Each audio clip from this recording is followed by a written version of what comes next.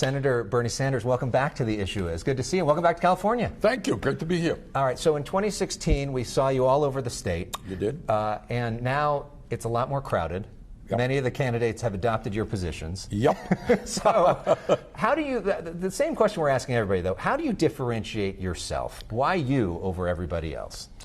Well, for a start, I think if you look at my record and you look at the vision that we have for this campaign, you will find that it is a record and a vision that speaks to the needs of the working class of this country. And I think what we are seeing in California and all over this country, people sick and tired of working longer hours for low wages, not being able to afford health care, not being able to send their kids to college, worried to death about climate change. And if you look at my record, those are the issues that I have been focusing on.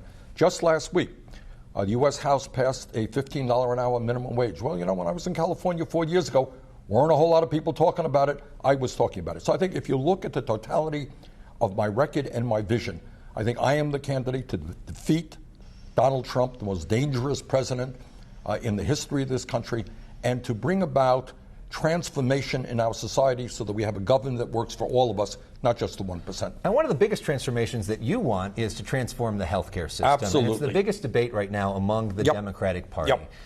You say get rid of private insurance, go to a government-run system more similar to what we have in Europe and many other countries. The question that I have, though, is how do you actually pass that? Good. How do you get Republicans to back that? How do you deal with the billions and billions of dollars that would be spent against that? How do you get Democrats to go for it when they wouldn't go for it back when Barack Obama had 60 votes in the Senate? All right, well, let me start off by picking up on one point you made. Let us be clear. Right now, the strongest defenders of the current dysfunctional healthcare system are the drug companies and the insurance companies, because they make billions and billions of dollars in profits every single year. And they are prepared to spend hundreds and hundreds of millions of dollars to maintain the current system. So you're right. We are going to have to take on them. We're going to have to take on Trump. We're going to have to take on the Republican Party. We're going to have to take on some Democrats.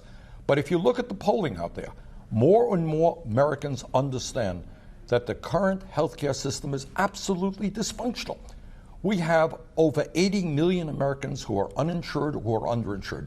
We pay by far the highest prices in the world for prescription drugs, and we end up spending twice as much per person on health care as do the people of any other country. We are losing 30,000 Americans every single year who do not go to the doctor when they should because they don't have health insurance or their co-payments are too high. That's insane. So I think what the American people want is a simple system, a system that will cost them less money, a system that will guarantee health care to all people. That's what Medicare for All does. You know, Mayor Pete Buttigieg is here this week. He says that we need to have a Medicare for all who want it. Joe Biden was here last week. Yeah. He said he laughed when he heard that you compared him to Donald Trump in terms of explaining health care. Well, he made some misstatements that we picked up on. But their basic point is that private insurance works for some people. And people want to keep their doctors. We want to keep that system in place if you want it. Why are they wrong? Well, first of all, the truth is that under Medicare for All, we do a couple of very important things.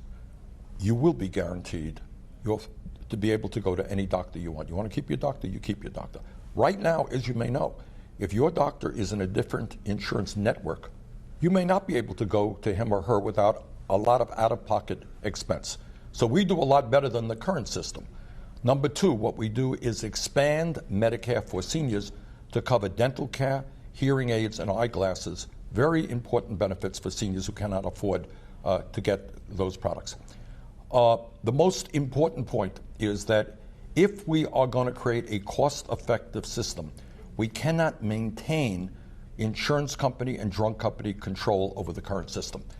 And what the economists tell us is that if we maintain the current system, which is enormously complicated, which has an incredible expensive bureaucracy, we will be spending something like $50 trillion over the next 10 years. So the only way that I know that we can provide quality care to every man, woman, and child is through a Medicare for All single payer. Other point that I would make. You know, back in 1965, when Lyndon Johnson and the Congress passed Medicare, it was kind of a revolutionary step forward. It was new. Right now, 54 years later, all we are trying to do is expand upon a popular, effective program. First year, down to 55 years of age, then 45, then 35, cover all the children, expand programs for the elderly. That's about it. Ain't complicated. Big story of the week is the Robert Mueller hearings. What did you learn from that? Well, what I learned is that the issue of obstruction of justice is still out there. What Mueller says is that Trump was not exonerated. And the other issue that, that Mueller was very strong on, which I believe to be true, is that Russia has and is, but Mueller said they're doing it right now, trying to undermine our democracy. And I'm disappointed, not surprised, but disappointed that Trump has not been more vigorous in supporting those of us who say we have got to protect American democracy and make sure that every vote cast is counted accurately. Let's talk about the issue of race for a moment. Last time that we were together, we were in a mosque in Los Angeles. You came here, which meant so much to the people there. And since we've had this incident with Ilhan Omar, you were with her when those chants started, I was, send actually. her back, send her back. We had dinner in a restaurant together, and you said that she didn't even react that much. You were more offended by it than she was. How do you put the genie back in the bottle? If you become president, there's so much animosity on both sides right now, and you become the leader of this country. How do you deal with that? I wouldn't phrase it that way. I don't think it's a question of animosity on both sides. I think what we have right now, and I say this not as a U.S. Senator or as a presidential candidate, but as an American citizen, that I never in my life would have believed that we would have a president of the United States who was an overt racist and bigot. So when you have a president who is trying to divide the American people up based on the color of our skin or our religion or where we were born, you're going to appeal to some of the basest instincts that human beings have. What we need is a president that does what I think is kind of common sense. It says that we are all Americans.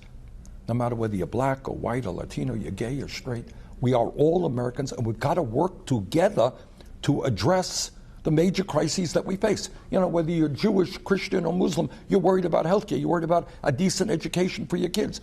Let's come together with compassion and love, and let us not continue this hatred and divisiveness that Trump is spouting. That will be the difference. One person you get along with, for the most part, is Senator Elizabeth Warren.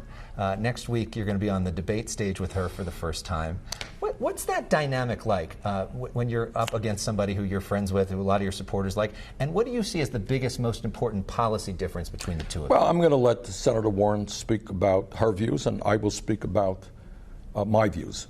I think the main point that I would make is that what I believe to be true is that if we try to understand why half of the American people today are living paycheck to paycheck, and over 80 million people are uninsured or underinsured, and while millions are working for starvation wages, the only way we address those problems, the problems of climate change, is with a political revolution. And those words to me are not glib.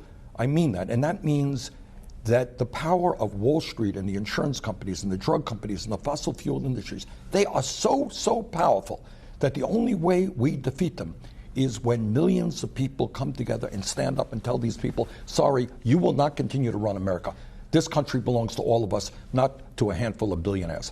And that's kind of the focus of our campaign. It is a political revolution which says millions of us have got to stand up, that at the end of the day, the 99% have got to have more power than the 1%. I mean, that is sort of the basic debate right now in the Democratic Party. Do we have a revolution, or do we have an I don't know that it is. It's not quite that. Oh, yeah, well, maybe to some degree. You've got the Biden camp, which has a very different view on that than you do. And there are some people that are supporters of him that are scared of the concept of a revolution because they think the country isn't ready, and they think that philosophy will lose in a general election. What do you say to those people? Well, I would say that, needless to say, I don't agree. I think most of the national polling that has been done has me pretty far ahead of Donald Trump. I think we can defeat him in Michigan. I think we can defeat him in Wisconsin and Pennsylvania and other battleground states. I think that at the end of the day, the reason that Trump was elected is not that people really liked his behavior or who he is as a person or his pathological lying. What he did is tapped a nerve in the American people where folks were saying, working class people saying, I'm sick and tired of the status quo. We need big changes. Well, this is a campaign that is talking about big changes, but we're talking about it in a way that is not racist or sexist or homophobic or with religious bigotry. We are talking about the real issues facing the American people. You go out to folks, whether they voted for Trump or anybody else, and ask them whether they're happy with paying the kinds of money they're paying for health care, whether they're happy with the fact that their kid can't afford to go to college or is leaving school deeply in debt. Those are the issues that we're talking about. And I think those will resonate, and I think that's why I think we're going to defeat Trump. And lastly, we always like to have a little bit of fun on this show. Fun. Your forte, right? When we were talking to Jay Inslee, he said that you've got a pretty mean basketball game and that you're a pretty good player. You like to play with your grandkids. I'm a basketball player, too. What's your game like?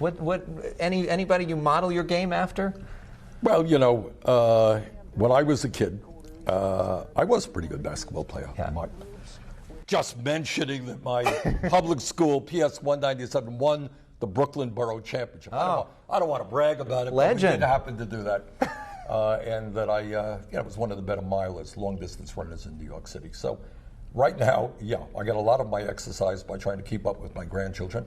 Got some pretty good baseball players and soccer players among the 7 grandchildren. So what's your key? Like the hook shot, the running jumper? What's your go-to move? A very stationary jumper right now. Okay. Don't get too far off the ground.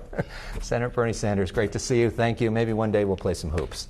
I doubt it. You look like you're fit. I don't think so. All right, thanks so much. All right, Senator, we've got the ball, we've got the hoop. We're ready for you whenever you're ready. Up next, Katie Porter, stay with us. And Bernie, this one's for you. Woo!